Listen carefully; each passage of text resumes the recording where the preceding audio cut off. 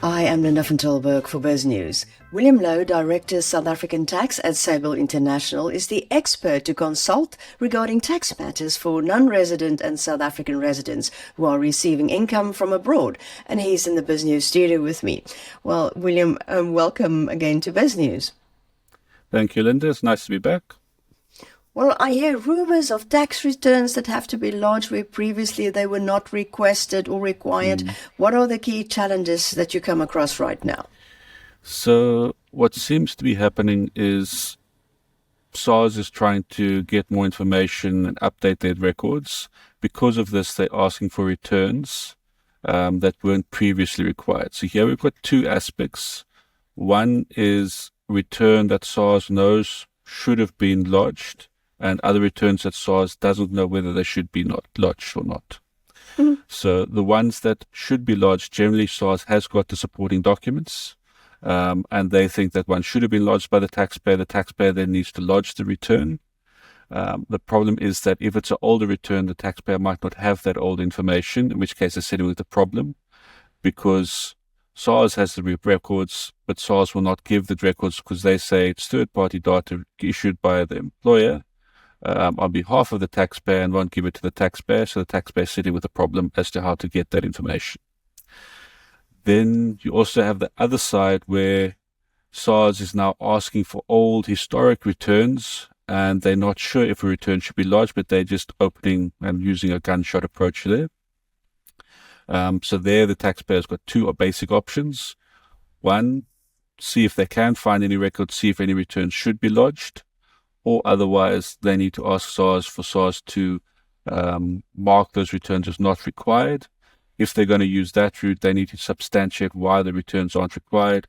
For example, they left in 2002, and SARS is saying they want 2002 to 2010, and they know that in that period they were not in the country and there would be no information. Then they do an affidavit to show SARS that's the situation. That's basically what they need to do from that side. It's become quite complicated, it seems. And we've got double tax treaties that you do not pay double tax. So, is that enough, or do you have to tell SARS everything, even if you're a non-resident or, living overseas? Okay, so SARS's perspective here is that if they haven't been informed that you are a non-tax resident, they're going to assume that they can tax everything that you've earned, even though they might not be allowed to under the DTAs. So SARS is not looking at first the DTA, they're looking at first, in our records, do you show as a non-resident, yes or no? If no, we want everything, even though they're not actually required or allowed to request that information. And that's why tax immigration is so important, because it controls what SARS is allowed to request. What SARS also does is that even though a DTA can give you relief, their assumption is if you haven't tax immigrated, the DTA can't apply because you haven't told us that you've left the country. So it's a bit of backward logic there. Well, I know of people who've, were taxed twice in the country that they're overseas and home. So what are the rules in terms of that if you've been double taxed? So what's also happening around the world is a lot of the tax officers are now looking at whether the tax credits that they've allowed are actually allowable under the DTA. And that's where this is becoming very important to know what taxing rights you've got, so that you can see, should you be getting all your money back from SARS and only paying tax in the other jurisdiction, or will the other jurisdiction be allowed to use the tax credits? I do know that's becoming more relevant now in the UK, where the UK is looking at pensions and provident fund annuities and saying, well, that under the DTA is only taxable in the UK. You need to get your money back from SARS. We're going to tax you in full and not allow any tax credits, which can cause double taxation. And I worked out a worst case scenario where the effective tax could be upwards of 80%. Whoa, that's high. If you're earning a lot of money, if you're earning, say, over R1 million or over 2 million rands worth of pension income in South Africa, and it's not taxable in South Africa, SARS is going to charge you tax close to 40% on it effectively. And in the UK, at that level, you might be crossing into their 40% bracket, in which case you're sitting with 40% both sides, 80%. So can you help people who are in that situation? We can. So we always need to get all the ducks in a row. And what we generally do is we'll first look at what is the scenario, what is the best option before we inform SARS of anything, so that you don't have a problem. Because depending on what the situation is, you might have to apply for a VDP or voluntary disclosure program, or otherwise, if you can, try and start the process to get your money back from SARS before you tell the other tax office that I need to pay you a lot more money than I thought. Are you expecting other tax changes? Are they in the program of the government? So I think SARS is looking at all the DTAs, because a lot of them were developed where SARS didn't really consider the impacts on South Africa. Because if you look at the South African Tax Act, it says that foreign pensions are all exempt from South African tax. So I'm not sure if SARS is going to try and override that, or otherwise I might look at redoing the double taxation agreements so that where the person's living outside the country, the taxation right still falls in South Africa and then in the other jurisdiction. But that's not the common agreement around the world for most scenarios. So from that side, I think it's going to get quite messy.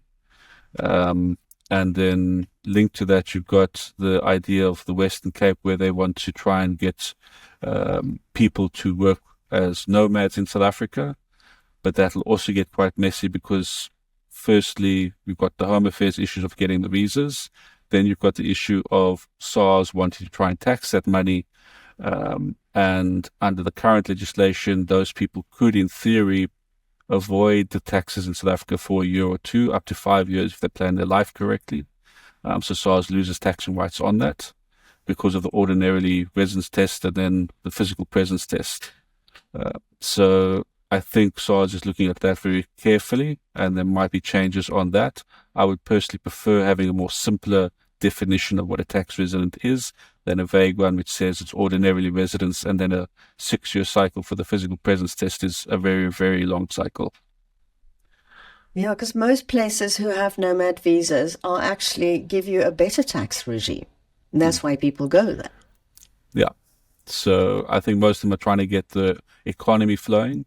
But if you look at a nomad system inside South Africa, although it might show or have more economic influx, there isn't really employment growth from that, most likely. And I think South Africa needs to look at how to do the employment growth. So SARS needs to look at those type of aspects. And it's going to be quite difficult for them. You mentioned previously sorry?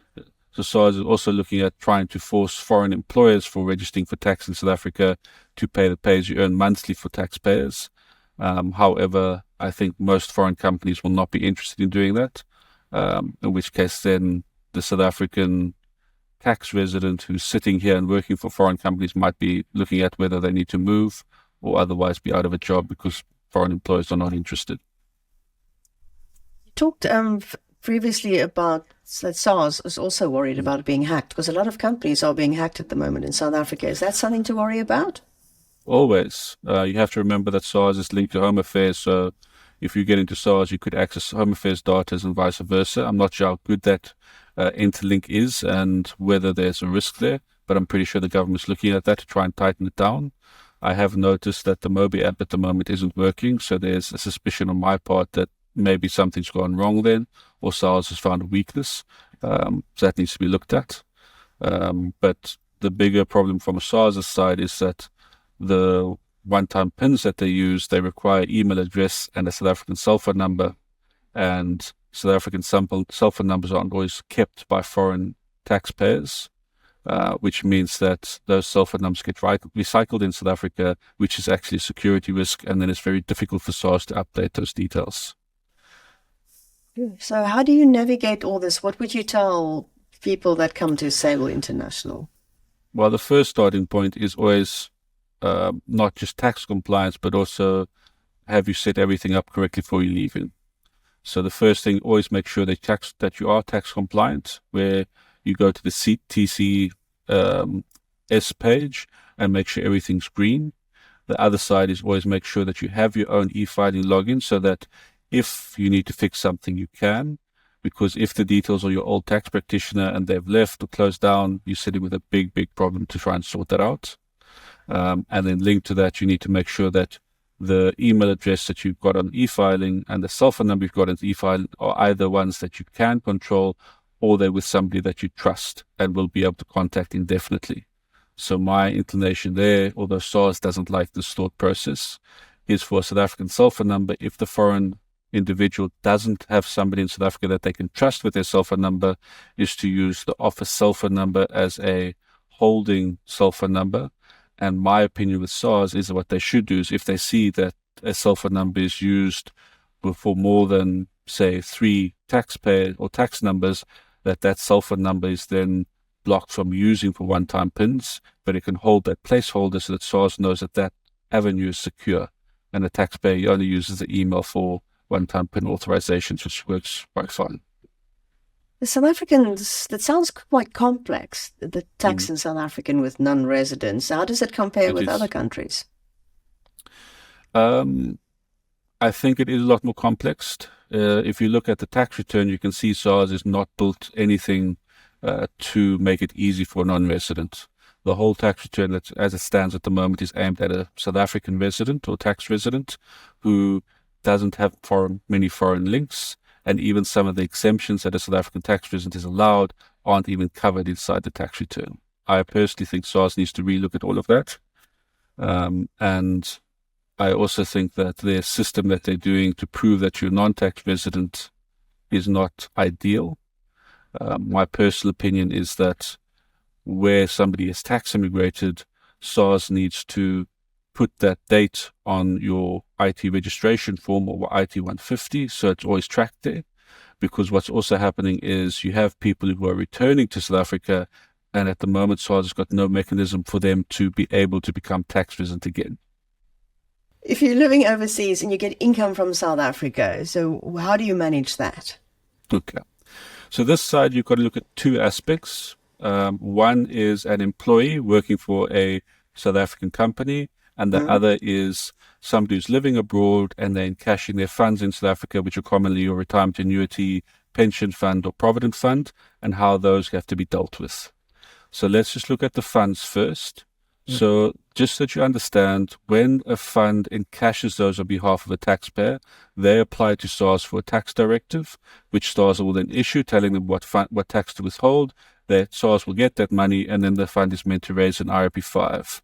Now, what's happening in some scenarios is that the companies are not raising those IRP5s, but SARS has a tax directive on record.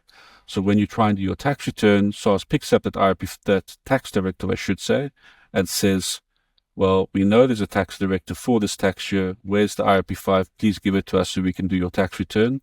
Then they force the employee or the person to go to the fund to try and get that. And that's where problems start, because the funds sometimes don't want to issue those old IRP5s, which is a problem.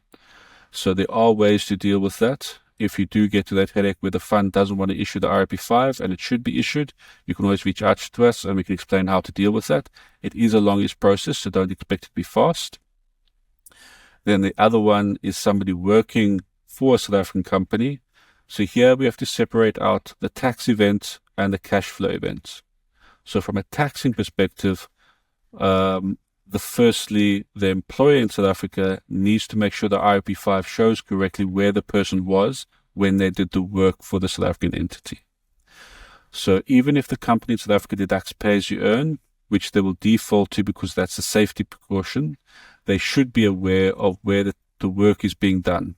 And they need to mark on the IRP5 whether they're aware that the taxpayer was outside the country when they did the work or inside the country. And that just changes the source code. So all that means is it says that we as the employer are aware that the taxpayer in question was doing the work in or out of South Africa. Then the taxpayer is allowed to claim tax relief to get those taxes back. Now, a lot of employers don't want to fix this because they don't understand this. The problem is linked to the fraud side at SARS. So SARS's situation is that they would expect the employer to know where the taxpayer is. If the employer says that the taxpayer was inside the country, SARS will want to tax it in full and not give the taxpayer relief. And often the taxpayer should be allowed relief. Now, SARS doesn't want to fix those codes inside SARS itself, which I can fully understand because SARS, as you know, there has been a lot of corruption, there's a lot of fraud around, and SARS gets, the SARS official gets intensely questioned where they need to override it to make sure that there isn't fraud, which causes a lot of delays and problems. So SARS doesn't like doing that, but they can do it. And that's why SARS needs to train employers and funds to recode the IRP5s correctly so that they can be taxed correctly. Talks about IRP5s. If you are one of the nomads and you live in South Africa, so there is no IRP5. Overseas company's not going to give you an IRP5. Yeah. So in that type of scenario, at the moment, how you deal with it is you'll deal with it as a provisional taxpayer, where every 6 months you'll estimate what your income is, pay your taxes provisionally, and then afterwards see what the final tax is. And if you need guidance on how to deal with that correctly, you can always reach out to us as well. William Louw, such a maze to go through with tax in Yes. South Africa. Thank you so much for speaking to us.